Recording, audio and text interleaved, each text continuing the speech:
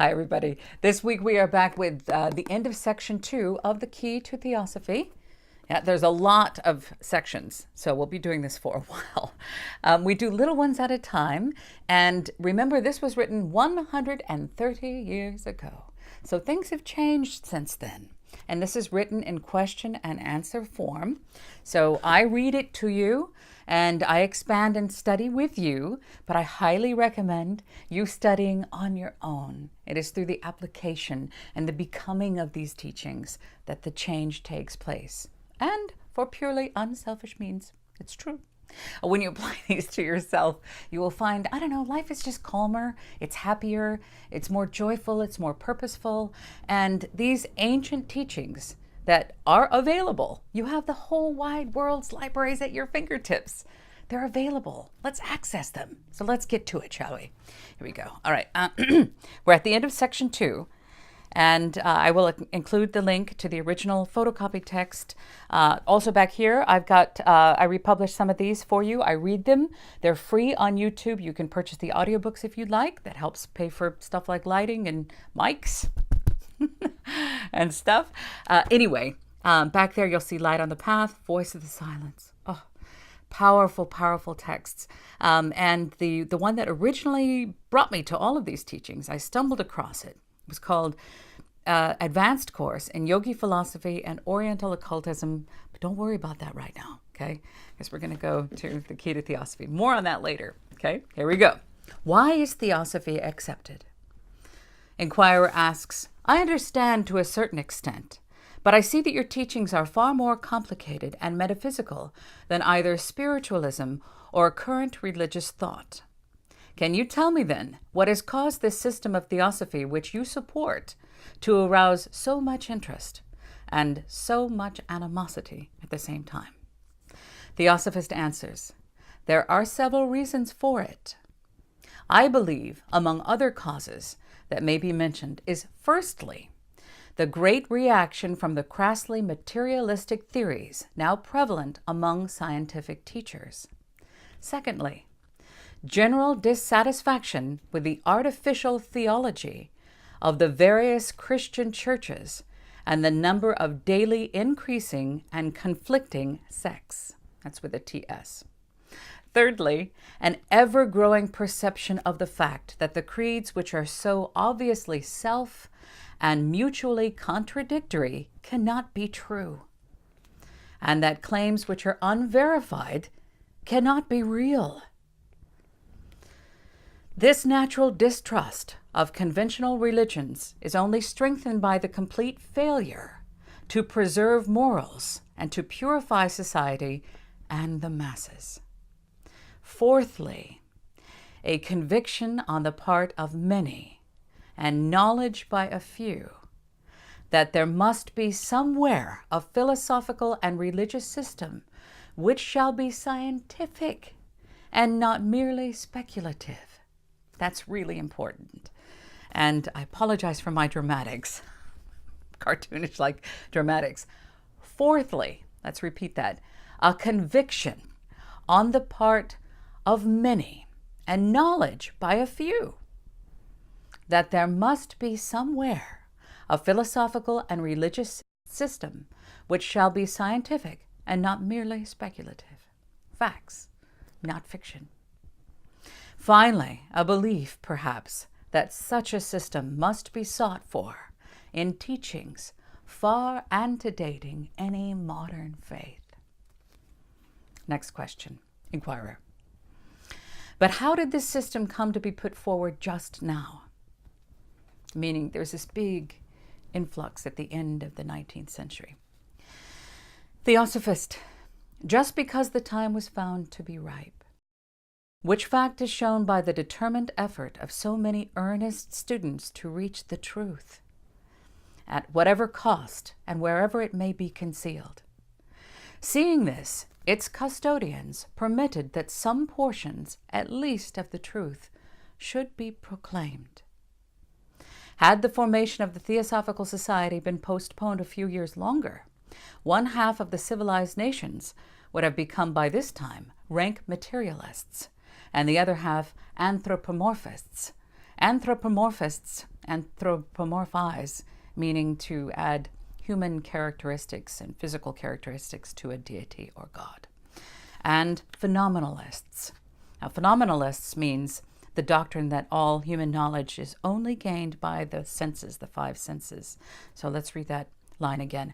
Had the formation of the Theosophical Society been postponed a few years longer, one half of the civilized nations would have become by this time rank materialists, and the other half anthropomorphists and phenomenalists.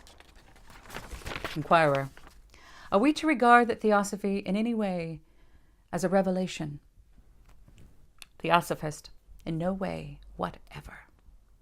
Not even in the sense of a new and direct disclosure from some higher, supernatural, or at least superhuman beings, but only in the sense of an unveiling of old, very old truths to minds hitherto ignorant of them, ignorant of even the existence and preservation of any such archaic knowledge.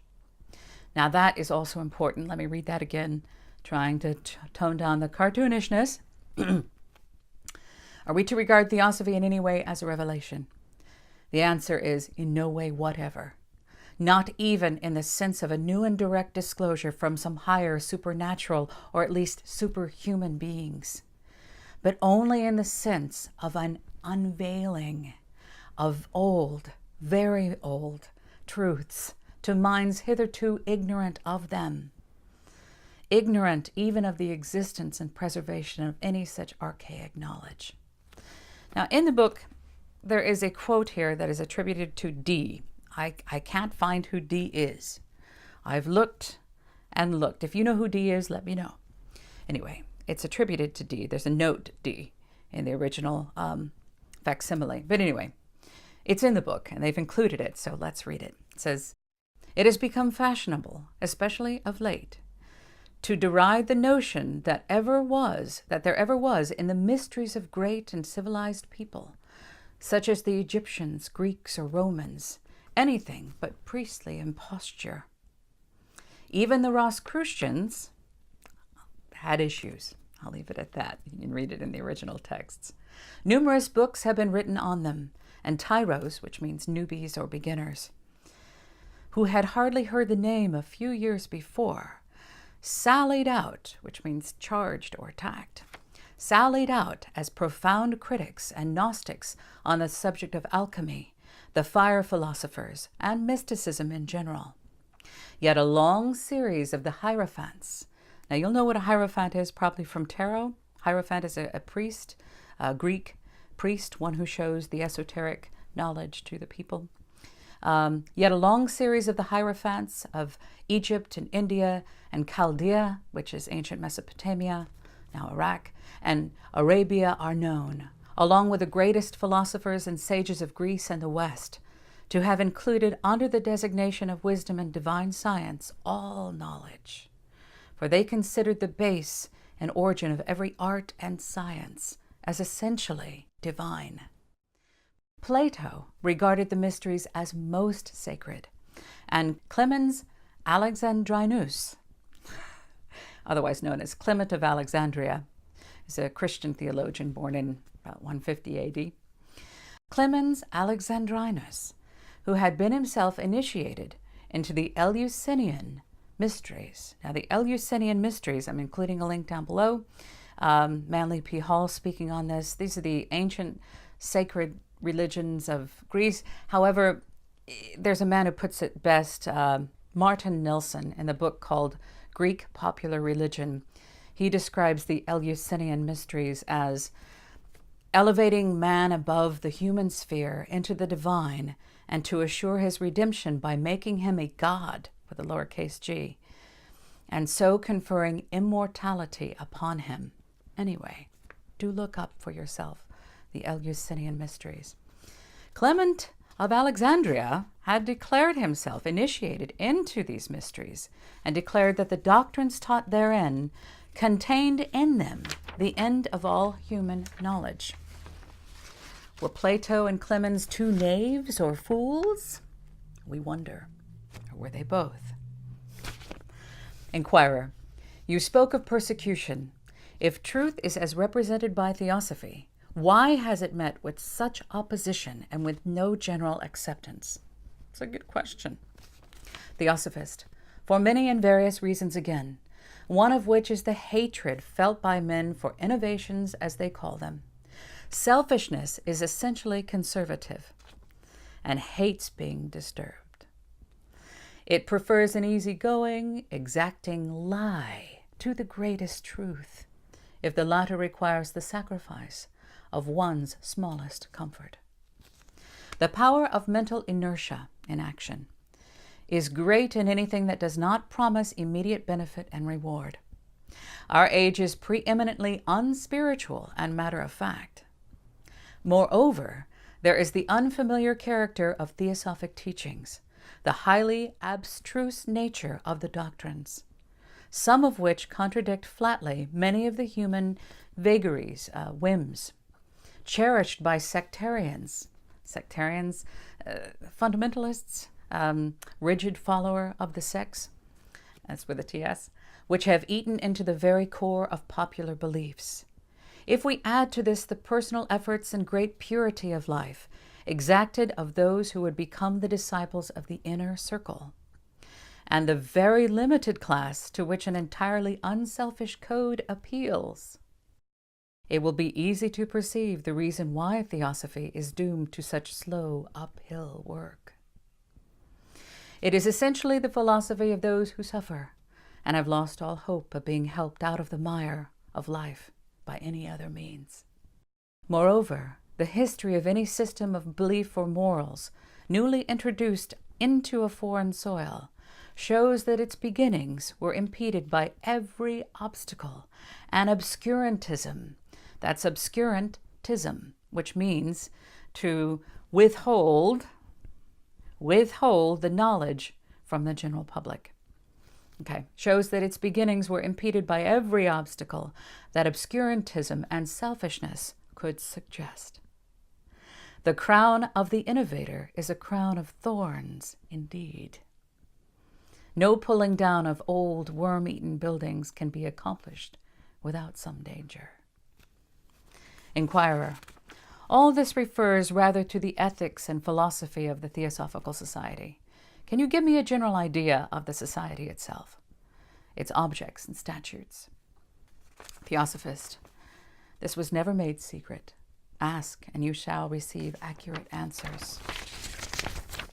Inquirer, but I heard that you were all bound by pledges. Theosophist, only in the arcane or esoteric section. Inquirer, and also that some members after leaving did not regard themselves bound by them. Are they right? Theosophist, this shows that their idea of honor is an imperfect one. How can they be right?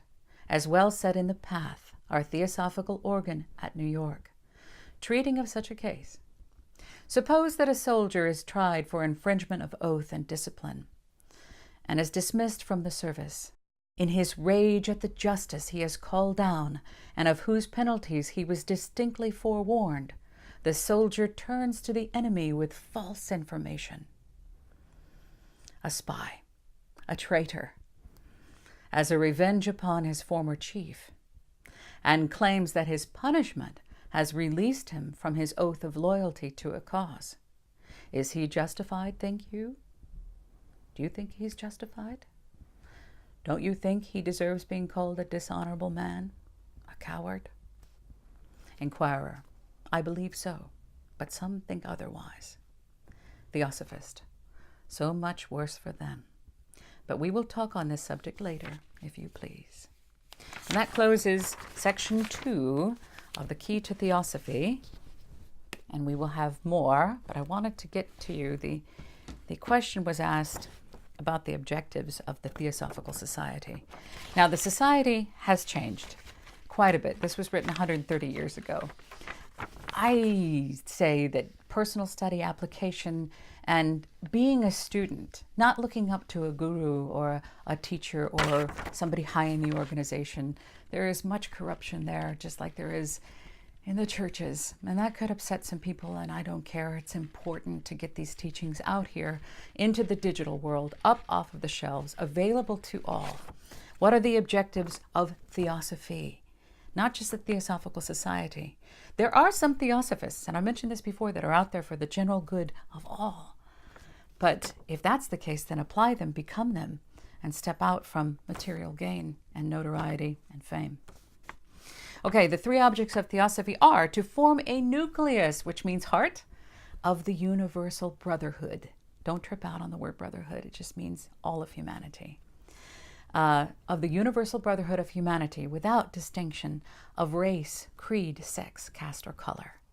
The second object of theosophy is to encourage the study of comparative religion, philosophy, and science.